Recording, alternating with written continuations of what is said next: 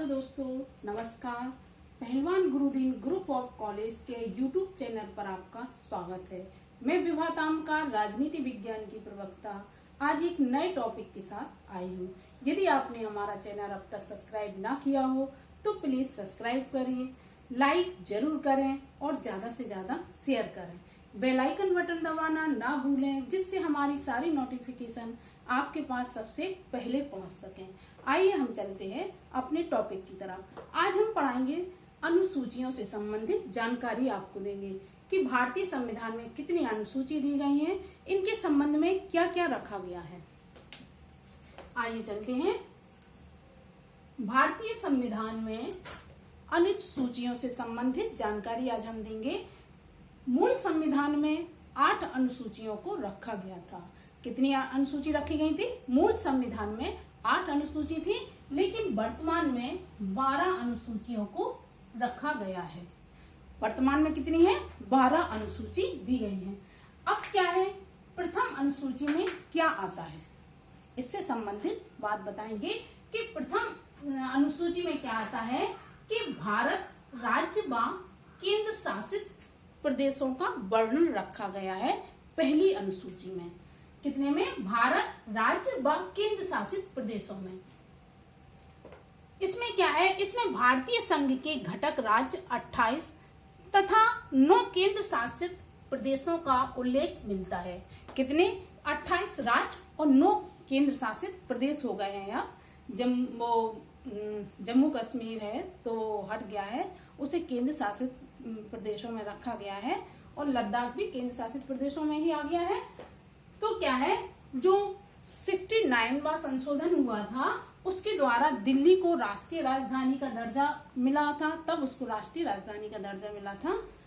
तो पहली अनुसूची में क्या है कि 28 राज्य और 9 केंद्र शासित से संबंधित विवरण इसमें रखा गया है। जब राजधानी जो भी बढ़ेंगी घटेंगी, जो भी काम उसके अंदर होगा, तो पहली अनुसूची में इन सब से संबंधित वर्णन रखा जाएगा। फिर आती है दूसरी अनुसूची। दूसरी अनुसूची में क्या है? विभिन्न पदाधिकारियों के वेतन व भत्ते से संबंधित चर्चाएं किसमें होगी? दूसरी अनुसूची में। इसमें क्या आएगा कि भारतीय राज्य व्यवस्था के विभिन्न पदाधिकारी का मतलब क्या होता है? जैसे राष्ट्रपति हुआ, उपराष्ट्रपति हुआ, राज्यपाल हुआ, लोकसभा के अध्यक्ष, उपाध्यक्ष, राज्यसभा के सभापति, उपसभापति, विधानसभा के सभापति, अध्यक्ष, उपाध्यक्ष, राज्यसभा के सभापति और उच्चतम न्यायालय के न्यायाधीश, महालेखा परीक्षण, इन सब पदाधिकारी का मतलब इन्हीं सभी पदाधिकारियों से संबंधित वेतन व भत्ते की चर्चा किसमें होगी? दूसरी अनुसूची में। अब आती है तीसरी अनुसूची। तीसरी अनुसूची में क्या है?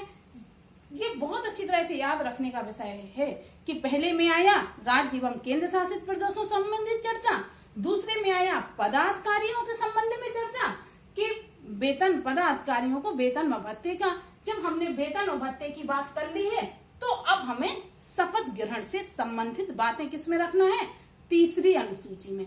क्या है कि विभिन्न पदाधिकारी, जो हमने वेतन और भत्ते में बताया कि राष्ट्रपति हुआ, उपराष्ट्रपति हुआ, न्यायाधीश हुआ, मंत्री हुए, इन सब से शपथ ग्रहण होता है। जो विभिन्न पदाधिकारी जैसे राष्ट्रपति, उपराष्ट्रपति, मंत्री, उच्चतम न्यायालय के न्यायाधीश द्वारा पद ग्रहण के समय ली जाने वाली शपथ से संबंधित चर्चाएं रहेंगी तीसरी अनुसूची में। अब आती है चौथी अनुसूची। चौथी अनुसूची में क्या है? 3 तो हमने बता दिया। अब चौथी में क्या है? चौथी में है राज्यसभा व केंद्र शासित प्रदेशों की सीटों से संबंधित चर्चाएं होगी कि इसमें विभिन्न राज्यों तथा संघीय क्षेत्रों की राज्यसभा में प्रतिनिधित्व का विवरण होगा कि राज्यसभा में कितनी सीटें होंगी, केंद्र शासित प्रदेशों में कितनी सीटें होंगी। तो चौथी अनुसूची क्या है?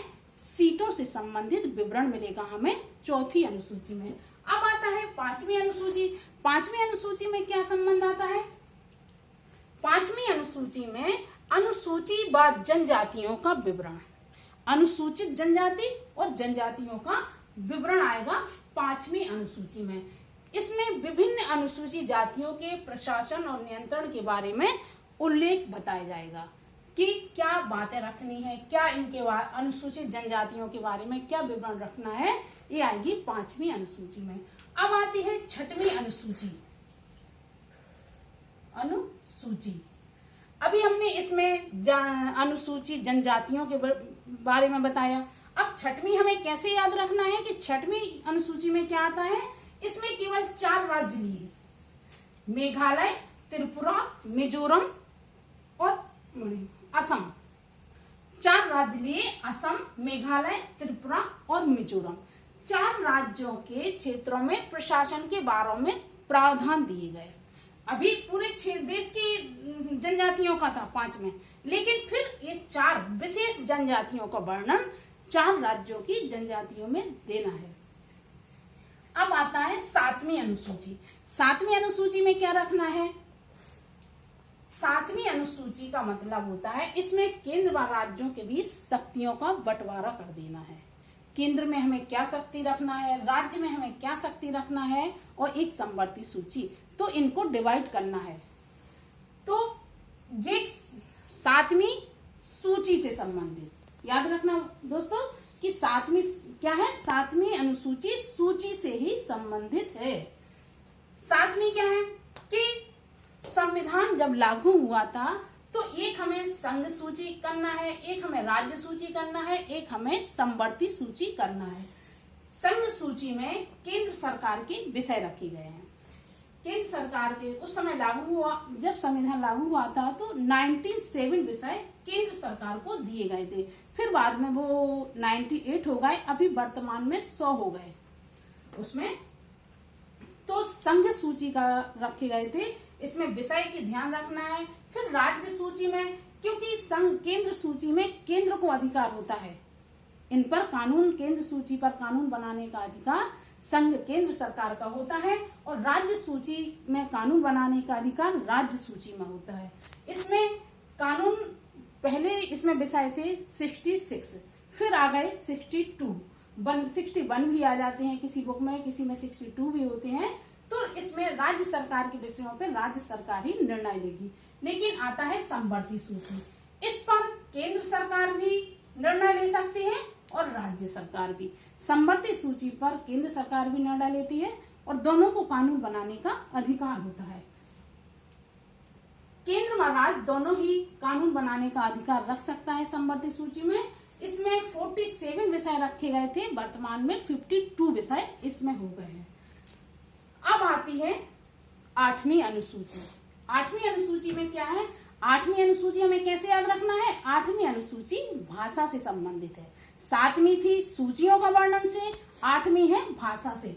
भाषा क्या है कि जब मूल रूप में इसमें 14 भाषाएं थी, जब मूल संविधान बना था तो इसमें 14 भाषाओं का उल्लेख था, लेकिन अब इसमें 22 भाषाओं का उल्लेख मिलता है।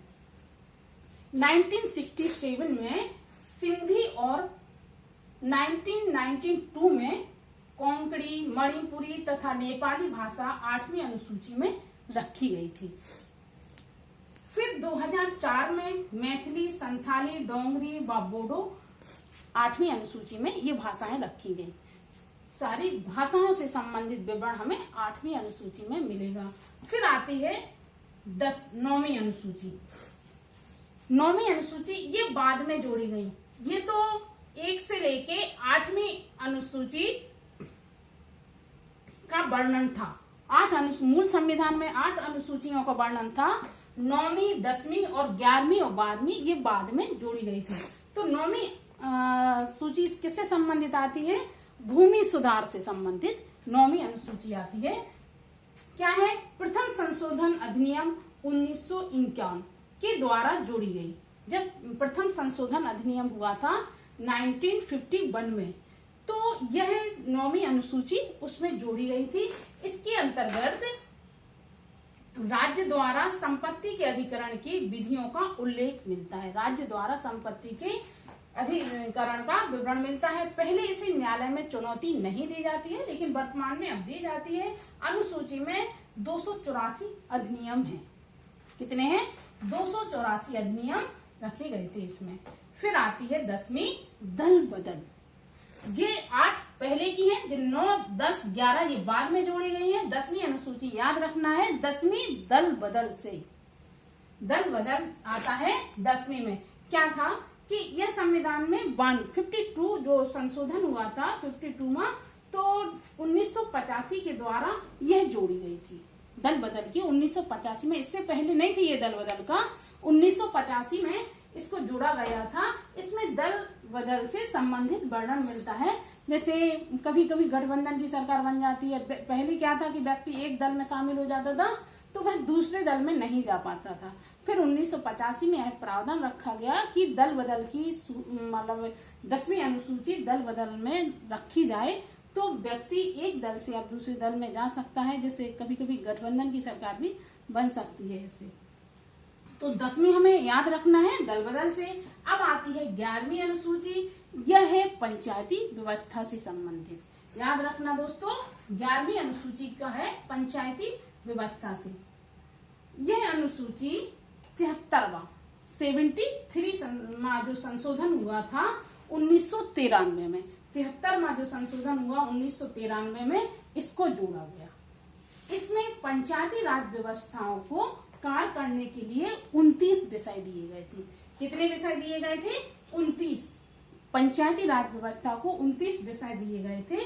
जैसे सफाई हुई, जल हुई, भूमि हुई, गांव से संबंधित जो व्यवस्थाएं रहती हैं वो पंचायती व्यवस्था में रखी गई थी। अब आती है लास्ट में 12वीं अनुसूची। 12वीं अनुसूची में क्या रखा गया है?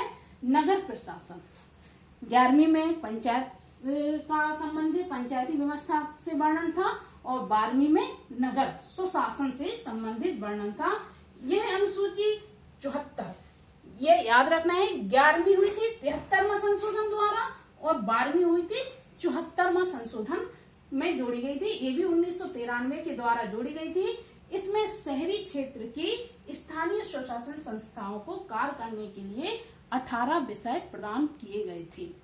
उसमें याद रखना है 29 विषय थे ग्राम पंचायत पंचायती राज व्यवस्था से संबंधित और नगर प्रशासन से संबंधित 18 विषय नगर प्रशासन को दिए गए थे। आशा करती हूँ दोस्तों ये अनुसूची आपको बहुत अच्छी तरह से समझ में आ गई होगी। नमस्कार।